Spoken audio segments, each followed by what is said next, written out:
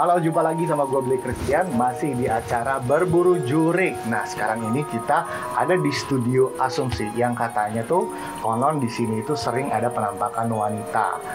Wow, kayak gimana ya? Oke, kita langsung aja ketemu sama yang punya studionya sini. Ada Ray di sini. Halo Ray. Iya Mas, thank you udah boleh mampir ke sini channel Berburu Juri karena kita udah nungguin banget untuk langsung berburu. Yes. Di situ kita kalau syuting sering banget dengar suara perempuan. Yes. Oke. Yuk, kita ke sini. Nih, gue dengar-dengar juga di sini tuh emang ada hantu perempuan ya yang suka menimbulkan suara, jatuh-jatuhin barang kayak gitu. Betul. Dan kita bisa di sini ya, kita bisa ngelihat sekitar sini nih. Emang sih kalau gue rasa sih juga emang agak creepy ya Mas ya. Tuh Mas. Hah? Aku kayak ngerasa ada sesuatu loh Mas. Mas nggak ngerasa ada yang kayak jalan Mas? Kan? Tuh, saya bilang apa Mas? Oh, ini kali ini ya. Oke, kita langsung wawancara aja ya, nih. Boleh Mas. Permisi. Waduh, Mbak kan yang suka gangguin kalau saya lagi syuting. Gua rasa sih emang sih. Ini dari Teteh, Ece, apa tuh panggilannya? Siapa ya? Mbak. Neng. Mbak. Di sini mungkin Mbak bisa menceritakan Mbak meninggalnya kenapa menghantui tempat ini. Nama saya Melati. Melati namanya. Melati teh kali ya Mas? Teteh. Oke, Teh Melati. Panggilnya Madam. Oh Madam, aduh. Madam Melati. Oke, Madam Melati kenapa ya ada di menghantui tempat ini?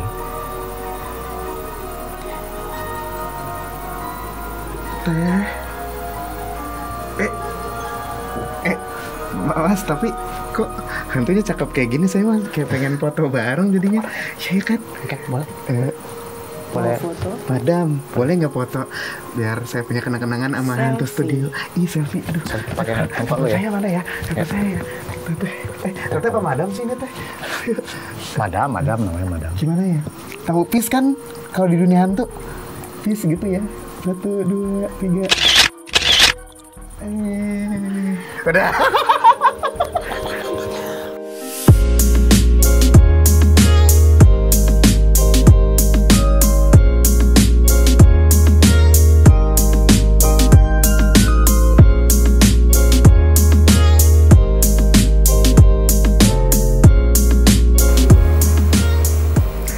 Halo Circle Asumsi, balik lagi barengan gue Rayhwana. Di ruang tamu Circle kali ini udah kedatangan 2 orang tamu yang membawa film horor terbaru. Bobonya sih kalau gue lihat dari trailernya itu ada bukan cuman menyajikan suasana mistis klinik, tapi juga ada gore-nya. Bener nggak sih? Nah, kita tanya langsung sama cast dan co-sutradara dari film Lost Man Melati. Ada Kak Alexandra Gotardo dan Mas Billy Christian gitu. Harus Inggris Christian gitu. Thank you ya, apa kabar? Udah datang. Baik. Luar biasa Kak. Thank you ya udah kesempatin juga dari Batam ke sini langsung ya. Nggak apa-apa demi kamu. Oh, love. Kak, aku ke Alex dulu, nanti kita gantian ke Mas Billy. Ya ampun, kemana aja sih Kak? Ini kayaknya nggak ada. Aku tuh ngikutin kakak loh dari sinetron era 2000-an sih. Aku kan besar di Kalau lu ngomong kayak gitu, gue tuh berasa langsung kayak pengen ada ubannya nggak sih, Bil? Enggak lah, aku kan vampir kan. Amin. Tapi finally your comeback di film Lost Man Melati, main film lagi. Sebenarnya kalau dibilang gone banget enggak, ya sebenarnya. Oke, tahun kemarin emang Lost Man Melati, ya kan. Terus tahun kemarinnya lagi sama Billy ada Foodlore, ada Folklore. Tapi memang tayangnya itu di HBO gitu. Jadi memang ada 3 film aku di sana. Jadi sebenarnya kalau dibilang off terlalu lama enggak, cuman memang karena anakku tuh masih sekarang umur 6 tahun. Jadi aku nggak bisa terus-terusan ngambil job ya kan, karena gimana pun karena aku masih umur 6 tahun harus ada attention yang khusus ya gitu. Karena momen-momen ini anak nanti umur 10 tahun tuh kan cepet banget gitu. Dan aku nggak mau kehilangan itu juga. Masa-masa itu ya. Dan kalau emang dibilang kalau kenapa nggak main sinetron, ya enggak. Aku nggak bisa main sinetron karena kan sinetron kan kita nggak tahu berhentinya kapan. Betul. Ya kan. Sistemnya stripping ya. Ya. Terus kalau misalnya main film juga gitu kan. Oh saya butuh Alexandra bisa di kota ini sebulan full. Aku agak susah gitu. Jadi memang yang benar-benar waktunya dan waktu dan timing sama sih ya. Waktu, timing dan tempatnya, kesempatannya itu cocok semuanya baru aku ambil gitu. Dan Losmen Melati ini yang tahun kemarin syuting cocok. Ya, karena kan. juga tinggal di Batam Exactly, ya. Jadi gitu. ya tinggal jalan kaki aja kalau nggak syuting gitu ya. Tapi kenapa film horor, Kak? Tadi juga Mama Bill katanya kan film folklore itu kan juga berbau horor. Kenapa akhirnya memilih comeback ke project sinema itu tuh di film horor, nggak film drama? Ya pengen coba aja. Ini sebenarnya film kalau yang folklore itu aku di situ nggak akunya nggak horor, filmnya horor. Tapi aku nggak jadi hantu atau apa itulah yang namanya misi-misi demit itu ya. Nggak jadi itu gitu. Yang sebelumnya sudah Satu Suro ya kan. Terus sekarang baru Losmen Melati gitu. Waktu ya pengen coba aja, pengen coba dengan hypes itu kan pengen coba aja gitu. Dan tambah tahun ini juga lagi kayak tren horor tuh lagi naik banget di Indonesia gitu. Iya, itu bukan tahun ini sih, dari beberapa tahun yang lalu ya gitu. Dari beberapa tahun yang lalu terus kayaknya habis si Melati ini cukup di Melati aja. Melati, merah deliknya Pinocchio ya. Capek ya, Bo? Kayaknya tegang gitu loh kalau horor itu, gitu. Pengen yang love gitu. Betul, iya dong harus ya. Jadi mami gitu. Jadi kayak biar bukan maminya. Nah, bukan maminya itu mami anak yang lagi jatuh cinta gitu. Gue yang jatuh cinta. Gue nya ceritanya. Oh iya, bener-bener anak kuliah ya. Enggak juga sih. Mungkin umuran 30-an yang belum menemukan cintanya gitu loh. Kayak first love-nya baru ketemu telat gitu. Iya. Karena sibuk mengejar karir gitu ya. Udah juga kan ngomongin horor ya. Tapi itu dia kayak udah gue bilang ini kan lo tuh dikenal sebagai artis 90-an 2000-an gitu. Nah gimana lo memperkenalkan diri lo kembali Kak di era zaman sekarang ke anak-anak Gen Z gitu. I'm Alexandra Gottardo, I'm Madam Melati gitu. Gimana? Aku nggak tahu gimana cara memperkenalkan, cuman eksistensinya itu ya masih eksistensi untuk soal pekerjaan dan apa yang aku lalui, experience yang aku lalui, ya cuman ini aja sih, makin lama harus makin jadi bagus gitu aja sih sebenarnya. Kalau ya kalau aku bisa bilang diri aku dulu waktu aku lihat zaman dulu nih ya di YouTube itu kan ada kan sinetronku gitu. Allah gini amat sih gitu. Disebut sinetron. Kayak gini amat sih kalau nyurung gini amat nyurungnya gitu loh ya kan. Kalau kaget kok gini amat sih kagetnya gitu. Belum ada zoom in tahu kan. Belum ada zoom out Kak waktu itu belum ada. Apa gitu kan belum ada. Ada dong. Itu kan tahun 2000-an, awal 2000-an gitu. Pas gitu gitu gitu kan. Ada suaranya gitu loh. Tahu kan? Ada efeknya. Terus nggak cuma sekali lagi. Seru lama banget kan gitu. Namanya melotot kan harus yang kayak gitu ya. 1 menit sendiri buat zoom doang. Untung balik tuh bola mata ya. Itu ada eranya, tidak apa-apa. Itu ada eranya, nggak apa-apa ya itu kan. jadi manis dikenang ya. Itu memang pada saat itu emang hype-nya emang begitu betul. Gitu. Memang semuanya begitu ya udah nggak apa-apa juga kan. Cuman maksud aku untuk makin sekarang itu tekniknya mau bagaimana itu kan teknik ya. Maksudnya sutradara boleh berkreasi ya kan. Tapi untuk diriku sendiri pembelajaran how to get or into the character itu kan lama-lama orang berproses ya kan. Jadi lama-lama karena pengalaman berproses, so I know what to do gitu. Jadi mungkin untuk kalau ditanya gitu kan, Alex gimana kamu sekarang, gimana sih cara belajar acting gini-gini? ya aku bisa jelasin karena aku sudah melalui proses itu gitu. Wow, udah. Jadi, tapi belum legend ya? Tua banget kalau legend jatuhnya. Janganlah. Profesional. Kayaknya jangan dibikin legend deh. Berpengalaman gitu. Nanti vampirnya Inggil nggak ini. Aku pengen kayak immortal gitu loh. Red. Mas Billy, kita Mas Billy nih. Lo kan juga selain dikenal sebagai filmmaker itu kan memulai jadi content creator di YouTube gitu kan. Channelnya Indigo Talk ya kan, bukan Indigo Entertainment ya. Billy Christian. Iya. Channelnya itu. Iya, betul. Tapi kebanyakan wawancara hantu. Wawancara sama ke teman-teman angker. Sekarang diwawancarai hantu. Sampai gua hantu gue nih. maksudnya. Oh, ada 2 berarti ya. Oh, ini hantu juga betul. Ajar lu, Bil. Punggungnya bolong nggak?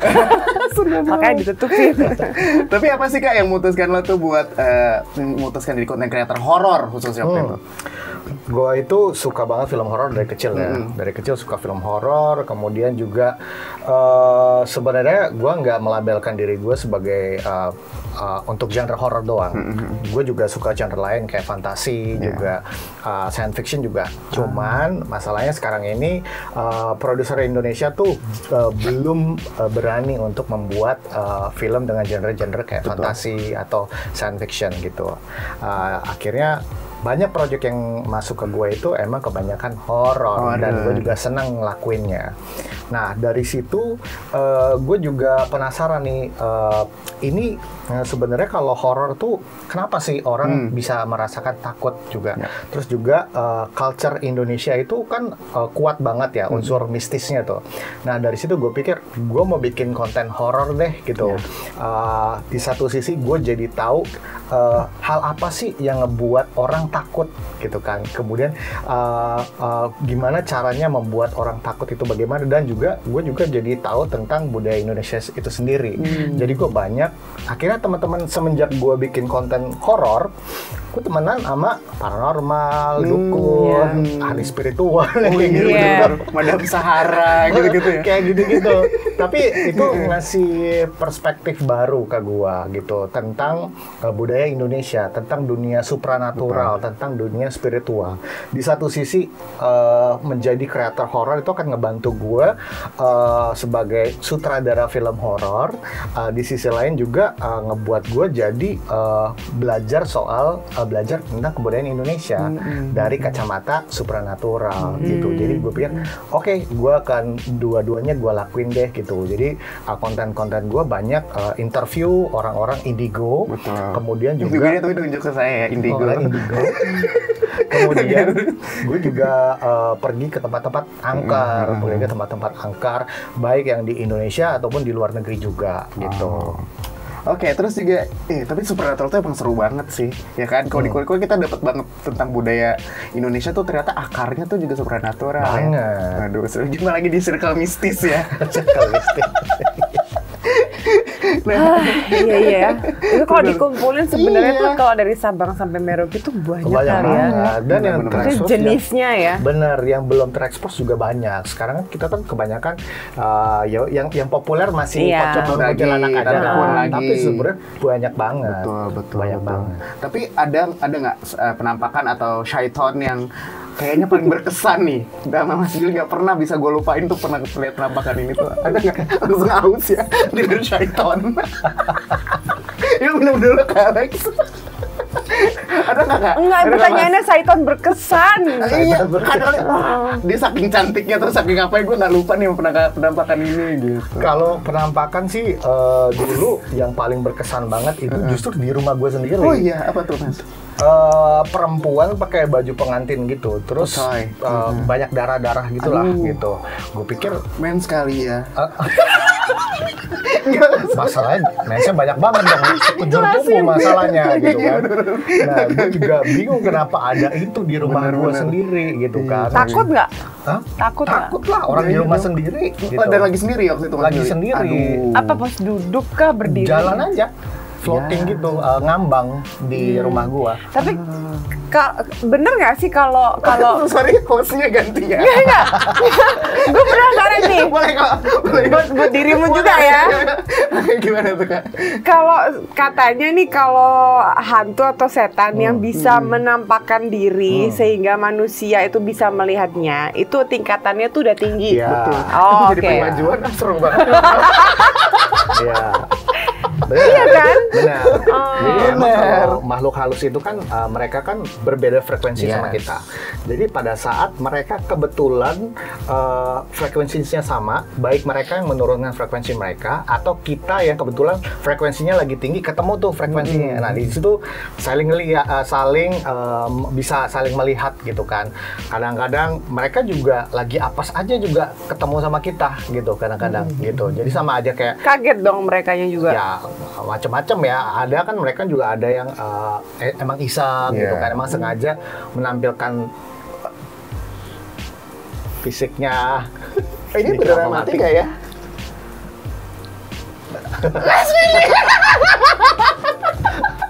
Oke. Aduh, Ini bukan gimmick loh.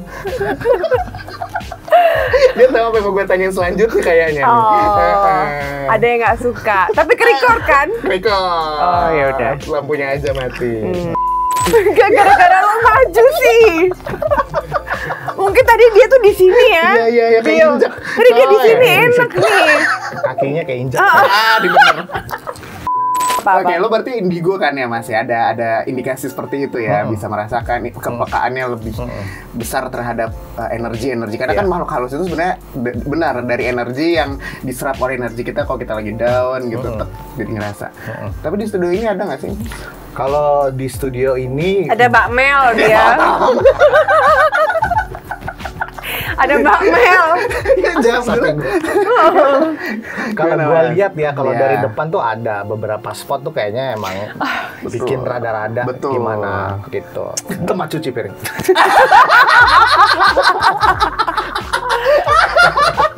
Sama ada di belakang, nanti saya kasih lihat ya tempatnya, saya tahu ada di mana. Gimana tempat cuci piring orang? Di depannya tuh ada jendela kan. Di situ kan ada tanah lapang Bener, gitu. bener di situ, bener. Tahu. Kebal gua sama kayak gitu-gituan. Iya kan? Nggak takut kan? Nah, oke. Enggak, Aman. enggak. Dibilang kan ada Ya, Mbak kita Mel. bahas yang lain aja dulu ya. Nah, oke.